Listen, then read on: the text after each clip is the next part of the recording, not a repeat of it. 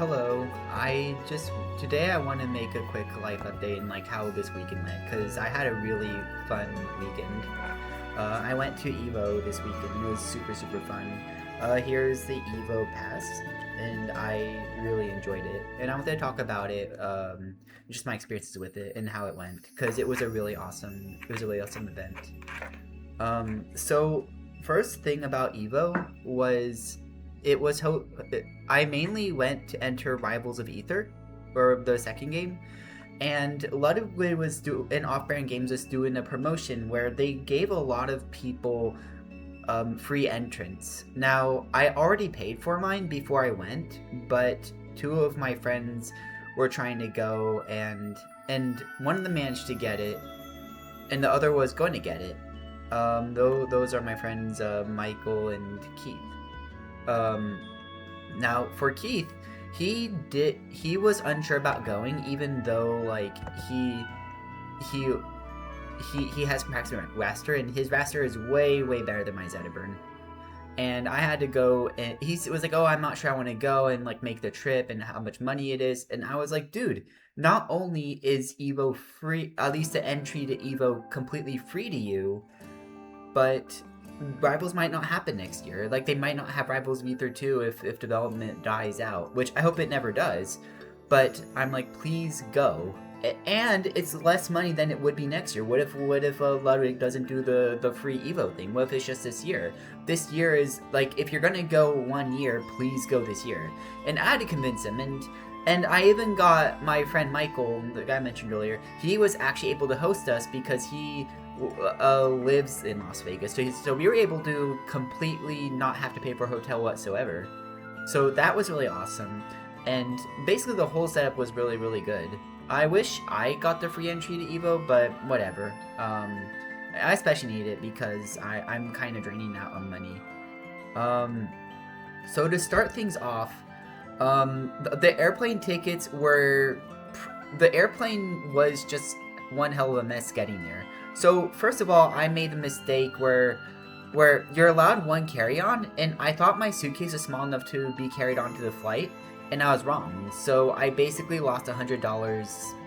Um, I lost $100 because I had to carry my suitcase on the flight, and I was really upset about that. But but in addition to that, the flight was supposed to the cheapest flights were either early in the morning or late at night, and I wanted to work that day, so I couldn't go in the morning, so I chose to go at nighttime.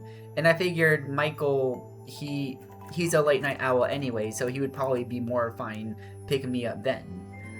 But then they decided, as if it wasn't late enough, they delayed the flight by around 2 hours, like about an hour ish, and then an extra time to like get like the staff attended.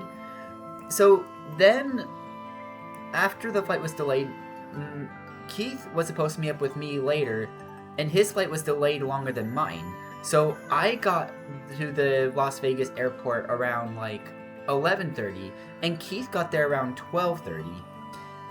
And when he did land, he basically was on the completely opposite side of me. So he had to take the shuttle to meet me, and then we had to go take Lyft to get to Mike's place. And Mike was basically dead tired by that point.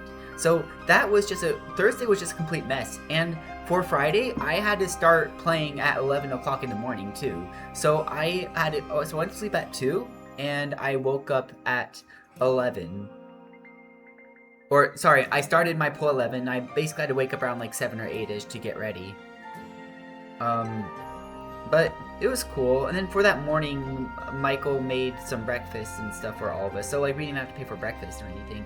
And his breakfast was delicious. He likes to mix feta cheese with scrambled eggs, and as well as goat cheese. And I think that's a really good combination. When I got to the place, I basically just went and started practice immediately. They actually, Airheads had a free promotion, and they had a ton of Airhead candies. So basically, my breakfast and lunch was basically, or my lunch and dinner was basically granola bars and Airheads. So it wasn't healthy, but it was cheap.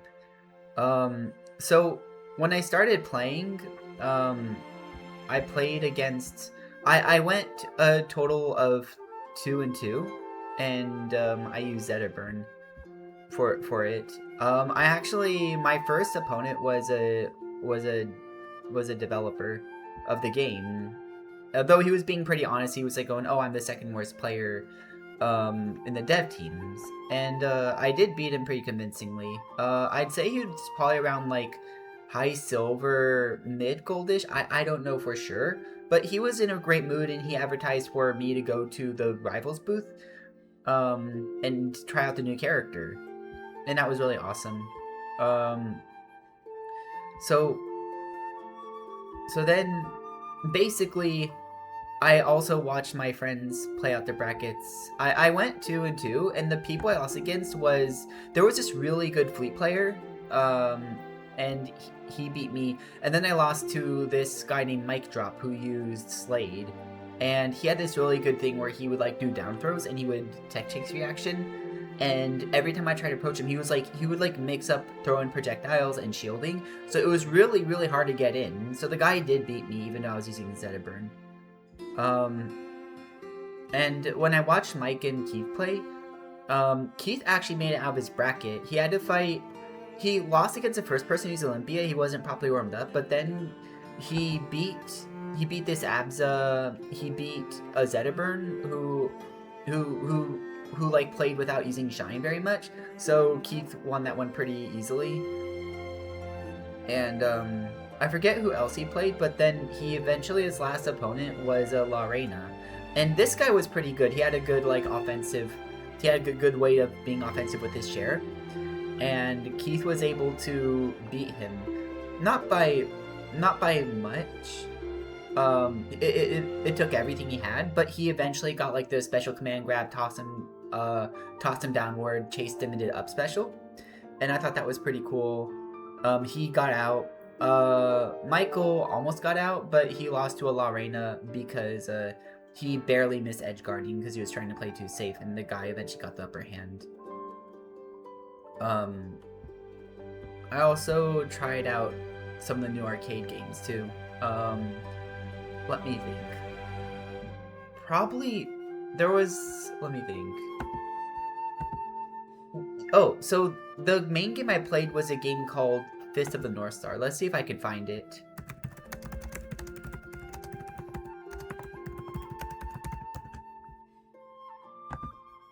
Let me see.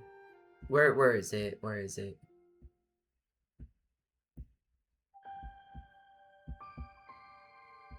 Yeah, here it is. So basically, if you go, let's see, open image, new tab.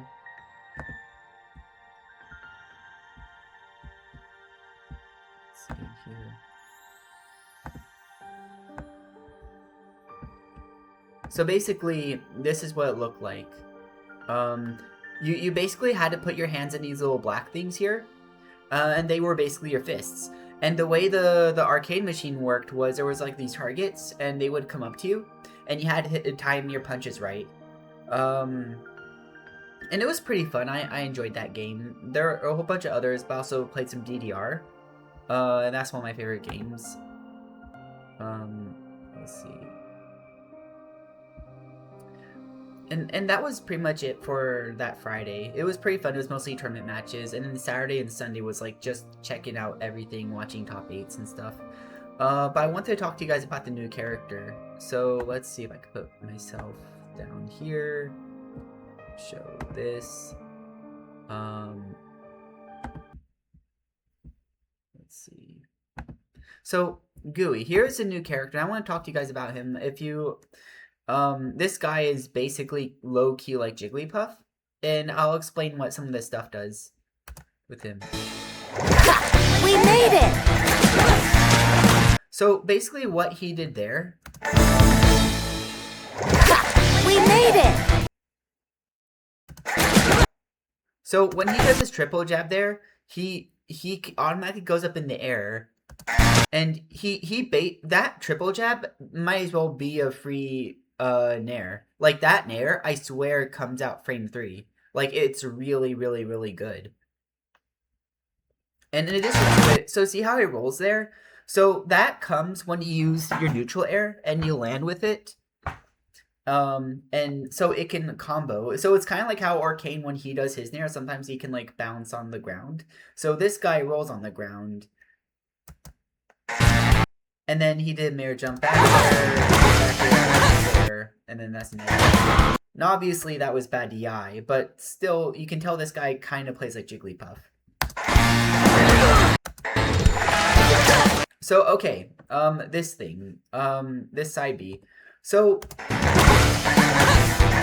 see if I can. So this is the side B, and what his side B does is you can like choose to angle yourself forwards or backwards, and if you angle yourself forwards, he comes at you with a hitbox. And if he angles backwards, he doesn't, but he's able to act out of it. So if you angle yourself forwards, what happens is you generate a hitbox, but you can't attack out of it.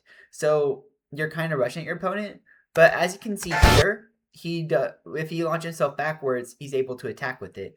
Which, honestly, that makes his recovery pretty safe, because he has 5 jumps, and he could, if you could do backward side B, then you come in with like either back air, or as it shows here, down air. So, okay, what he does there with the up smash, so that's his up smash. You have to charge it a certain amount of time to be able to release the projectiles. If you just release immediately, you don't get projectile, but as you saw there, he does do the projectile.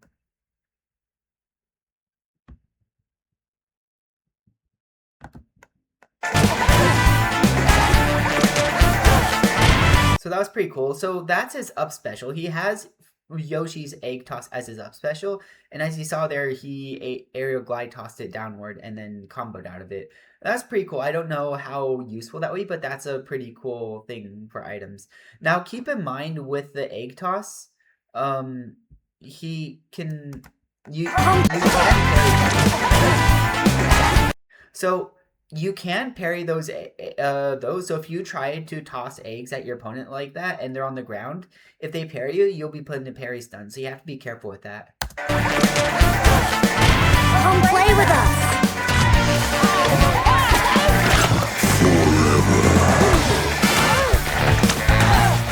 So okay, what he did there was, if he eats you, then he becomes big. He becomes very slightly heavier, and his attacks become more powerful, and he will be able to shoot a projectile at you that actually kind of hurts. It's like a charge shot. Given that long range DI'd pretty badly there, but still, like that's the intent behind it.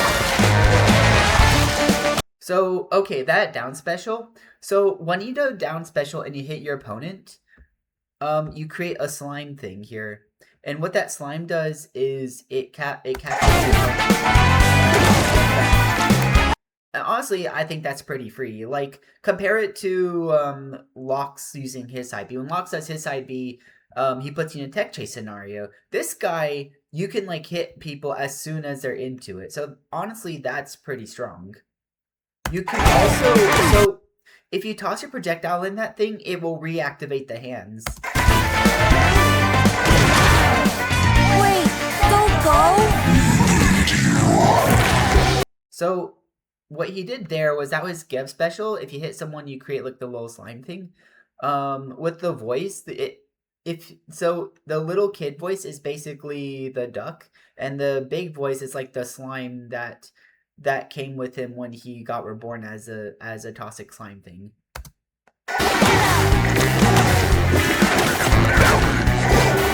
So okay, so he gets bigger whenever he eats 2 projectiles, or he eats a really big one. That either includes Crag Rock, or I think maybe a fully charged Platypus neutral B. I don't know. I don't know about that, but I know for a fact that Crag Rock makes him big. So if you do as you saw, when you do your special pummel, you put your opponent in that. But if you're small and you do the special pummel, you just get big.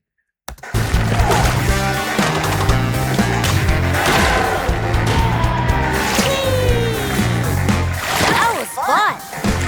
Can we play again? honestly, it's a pretty cool character, but I have to be honest. I think this might be the first character that people are going to legitimately hate. Like you know how people complain about Claren because she's like kind of dumb and easy and frustrating to fight against, and they can nerf her to hell and back, but like she'll be a good character unless there's a lot of power creep. Like there's just characters that do her job better. This guy plays like Jigglypuff, and the rivals cast is not the recoveries for the rivals cast really depend on touching the wall, and because this guy can go out, it makes edge guarding really powerful. You hit them once, they will probably not come back unless they are gooey themselves. Also, fun fact, gooey will have a white skin. And another small bit, he had his nair currently, he will say wee every time he does a nair. They're gonna nerf that. It's available August 4th, which is pretty cool. That's not too far away. It's like 2 months from now. I'm kind of excited, but I also kind of dread all the complaining that people will get. People will not like this character. Like, it's cool concept-wise, but if you know the Rivals 2 online community, you know that someone is gonna play like a toxic piece of shit. Someone is gonna play really lame. A matter of fact, probably like half the players playing this guy will play really lame because that's how online works. If you only play online, you don't care about other people. You don't care about what people think of you. You're like, it doesn't matter. I win. And I win by playing lame and playing really defensive. I think he's kind of like a squirrely character where he's really hard to hit, and he's hard to catch. So that's my thoughts about him. Then let's see what else. I wanted to talk to you guys about let's see. I watched Unending Night. I entered a DDR tournament too. And the DDR tournament I went 2-2. Or sorry, I went 1-2. I lost, but I beat somebody, and it was because the guy wasn't warmed up yet, and I kind of figured like he didn't come across as someone who warmed up as it was, but he even told me he didn't warm up, so I'm like, okay, so I picked the level 16 song, the really fast ones, because I figured he probably wasn't warmed up for them, and that was how I was able to beat him. It's kind of grimy, I know, but we take those. I really wanted to not go 0-2. Unending Night Rebirth. Let me see. I don't want to talk about that, but I do want to talk to you about the funny bet Mike and I made. So, okay, where is it? So, the Plug versus Cake Assault match. And just Mike and I in particular. Mike he means Galvin, and he's convinced that Galvin is not a good character. He's like, Galvin will never make top 8, he's not very good. And I'm like, I think he's good. I think he's gonna be top 8. And he's like, oh, would he bet on it? And I'm like, maybe. And he's like, you know what? I'll give it to you for free. If you win the bet, I'll pay for your meal. But Galvin has to be in top 8. And I'm like, oh, well, that's not completely fair. How about this? If Lorena gets in top 8, for whatever reason, then I'll treat you. And he was like laughing because we both kind of knew that Lorena wouldn't make it to top 8, or at least that's what we thought. And then literally in grand finals for the very last game, Plup decides out of nowhere to go top. He literally goes, he loses his match as Orcane. That being said, this has been Plup. Plup is firing back. We could be getting taken down to the potential last stock again. Oh, you were holding out. We gotta go to the puddle now. Goes for the down draw, and it's there. So then, like, I said everyone I gets wanted hyped. the game 10 grand. We are one step there. game 5. Still the first set, but such a By the way, the guy who's like right over huge the guy. Oh, hold on. Let me show you. 5. Still the first set, but These two over here, these are the friends I hung out with. Yeah, Mike, and Q. such a huge. So then he switches to Lorena, almost as if he knew about this bet. He didn't, because we don't know Plup personally, but but he literally went La Reina. Momentum swing. It's absolute insanity. No way! He goes La Reina. You know what? Shout out to Quattro. Round 1. This is how we overcame losing to that Rana, was pulling out the Lorena.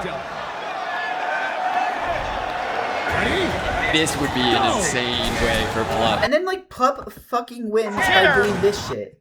And that would be it. He like wins with the most hype ass up B of the entire set. It's so funny. And also I actually got to talk to Plup the day after, and what he actually told me was that the reason why he picked La Reina, it wasn't just because he was trolling. It's actually because he plays regularly with, well, every now and then he plays like friendlies with some of the top players, and when he played with Kakasol, he realized he would smoke him with La Reina when Kakasol is Forest Burn. And the reason why Kakasol was using Fleet, like you can see, Kakasol is using Fleet. Low ceiling, even though. And the reason why, despite Fleet low-key losing to Arcane, was because Kakasol did not want to lose to La Reina. He didn't want Plup to switch to La Reina and beat him using his main. But then once he was about to lose, he switched over to Forest Burn, and then that was when Plup's like, okay, that's enough. And then he was like, okay, alright, it begins. Which, that was super fun. Honestly, I thought this top 8 was really, really, really hype. Then what else? The next day after we watched Invincible. Invincible is it's a fighting game. I think any character with Omni has a high likelihood of making that Basically, work. Oh, yeah, you're right. there are two things that I observed from it, two things that my friend told me, and that is Interesting. the game has a really weird neutral. Characters are jumping up and down a lot, and that's because assists in this game are really, really, really strong. So you can't be on the ground too much, because if you're constantly blocking, the opponent is just rushing you with assists and attacking, then you lose. But then at the same time, you can actually create your own assist and fight back. It's a really crazy game. Everything is extremely broken. That's the first thing. The second thing is there's Zippy's just trying to fly through it. a lot of the top tiers are a lot of the teams are really similar. Like you will always have an Omni-Man, either an Omni-Man, the guy who throws grenades, or the robot dude. Navigating way around the assist. He's And then I think there's one attack I really, really, really like. Let's see if I can find it. Omni-Man tech. For Zippy to kind of make that call. Okay, he's gonna play. Yeah, and you know Zippy's comfortable in this right here. Well, understand. I don't need to come here. I got the light lead. I'm here. Hey, the hard to block. I think this is really where Zippy. Go for the hard knock. The side.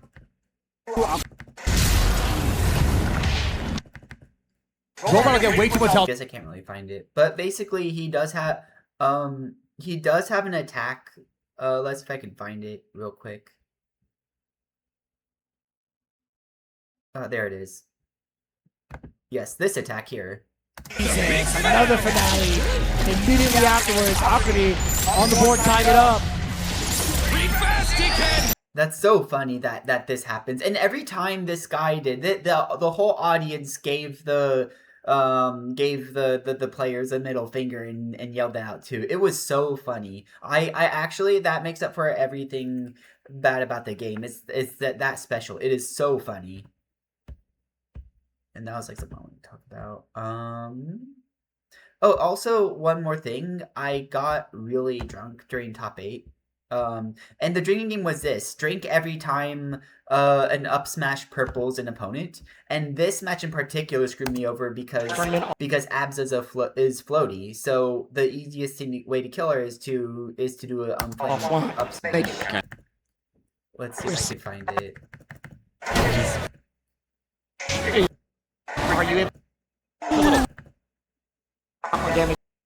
We talk about how Zeta will tail their opponent up. He's looking for that strong already. We talked about Zeta.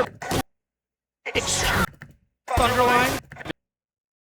Wait. Finds off stage, we get the parry, but we get back to the ledge where we not have to deal with that anymore. Yeah, Sophie was ready. Yeah, so you saw this a lot. It was really, really, really strong. And I had to drink Grand Malo each time, like a shot of Grand Malo each time it happened. So I was very, very drunk by the end of the tournament. It was pretty bad. I felt pretty sick the next day, but it was worth it. It was worth it. It was fun. I think that was it for like how about Evo. Let's see. So that. Let's see if there's anything else I want to talk about. I did that. Oh, I also discussed stuff with the UI dev. So and playing again. I want to talk about Rivals 2 and how playing with the devs went. So let's do that. So I actually won a free keychain for playing against one of the devs. He was using Galvin. So I was able to beat him because my friend mains Galvin, so I had a lot of matchup experience with it. And also I got to talk with the UI developer. She was very nice. She said if there's anything I want to critique, I could let her know. And one of the main things that I had a critique on, or the main thing that I had to critique on, let's see if it can disappear while it gets ready, was like just some quality of life things. Let's see if I could show an example of it.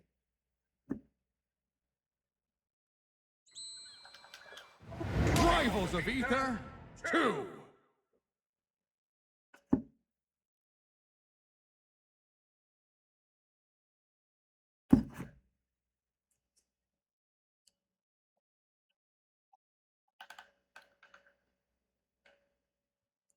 Get down to online data.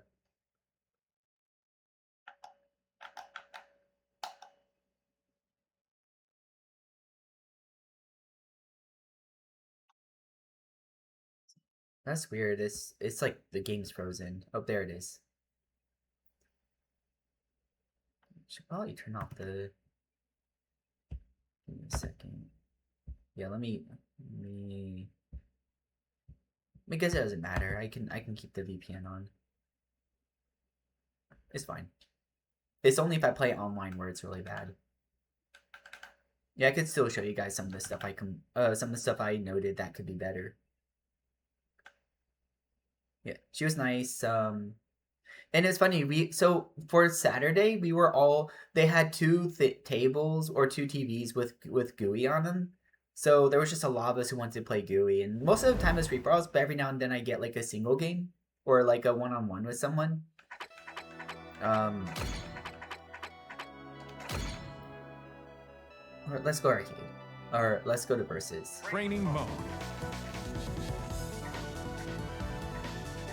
Because so far the UI stuff actually in this game is really, really, really good. I love all the Choose updates. your rival.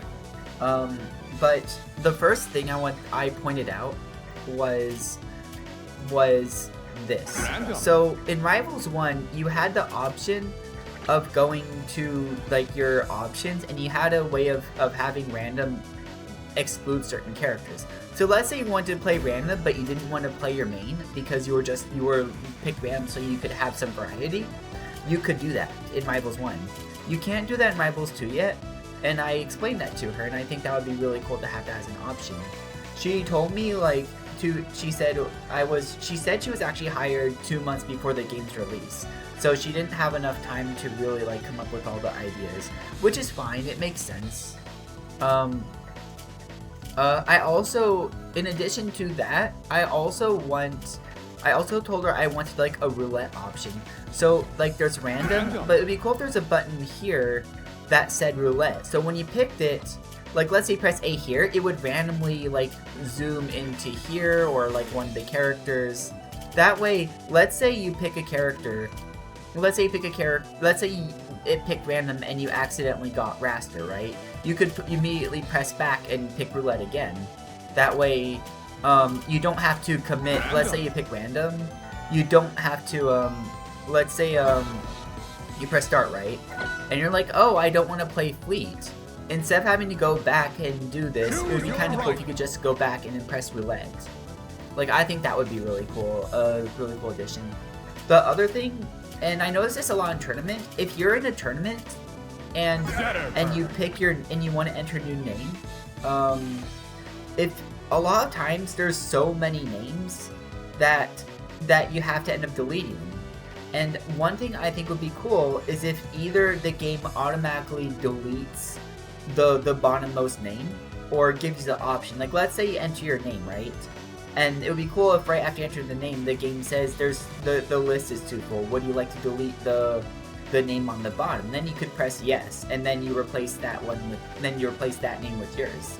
I think that would be such a good quality of life for tournaments. That way, because there's so many times where people will just immediately pick their name tag, and then they can't enter it because after typing it in because the list is full. So I suggested that to her. She said she really liked the idea. Hopefully she does it.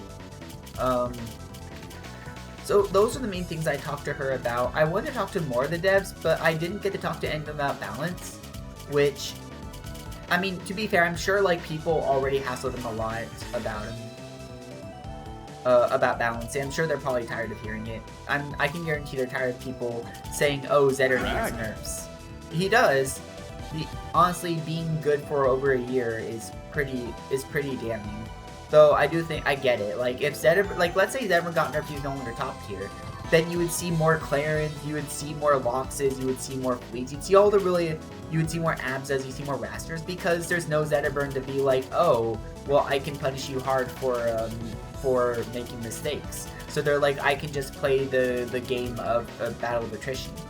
But I think that just comes with the issue of having, but in my counter argument to that would just be, then just nerf them as well. Nerf Zedderburn mainly, so he doesn't, honestly I think he's really close to being fine, but he just needs to be a little bit less free.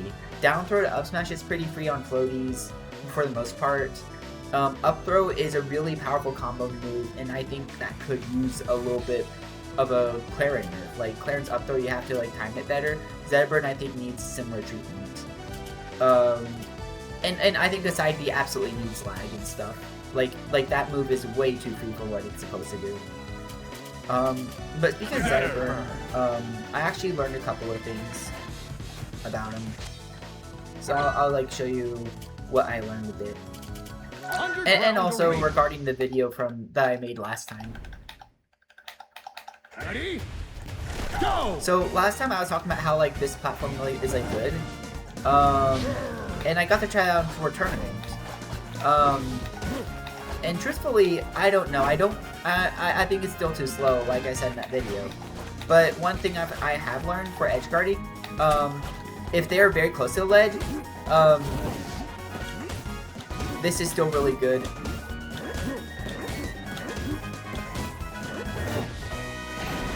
I think that's really good.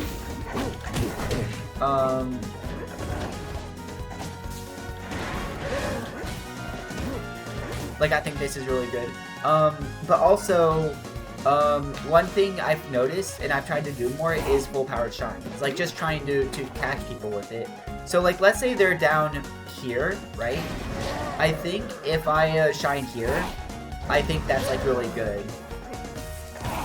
And I just let it rip. So right around the apex of my jump is when I should start doing this shine. Like if my opponent's below me, then I can do it here. If my opponent's like just to the side, then I should do it earlier. Like if they're over here, then I should do it before. Then I should do it like before the apex of my jump. And basically what it does is that thing lingers for a long time, so it basically acts like a wall. So if the opponent just takes too long recovering, you can just edge guard them for free because they will just run into your hitbox. I think that is a very strong option. And then if they're like using side B, then like jumping and using down B is always good. But that's pretty much one of the things I learned. The other thing I learned, if you if you're like teching, then it's good to like fast fall before you cover, so that way the opponent just doesn't edge guard you for free. And you could like try it over and over again. To versus if you just tech, if you like tech here and you're just like here, then the opponent will have an easier time hitting you. That's one thing I learned when I played with a player named Genki, that he's a Lux player. And he's chill.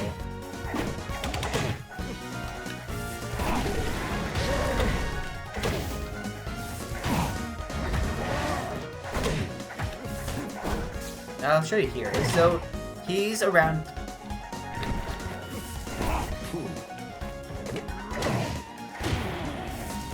So if he's like, so Crag is like down here.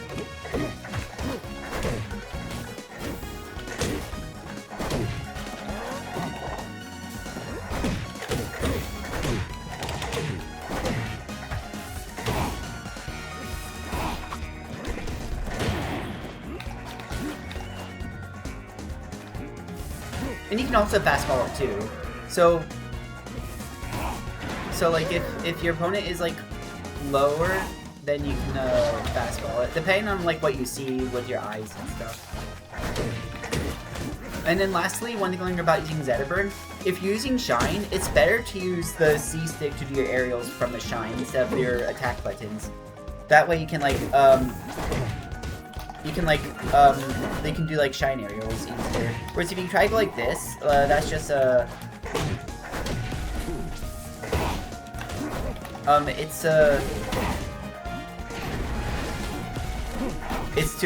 it's not consistent enough. But see how I almost got him there because I had like, oh, okay, he's trying to recover a roll. It's stuff like that where Shine is really good. But I think that's about it for Evo. I had a really good time. I know this is really rambling, low-key unscripted, but if you listen to everything, I hope you enjoyed this video. Thank you.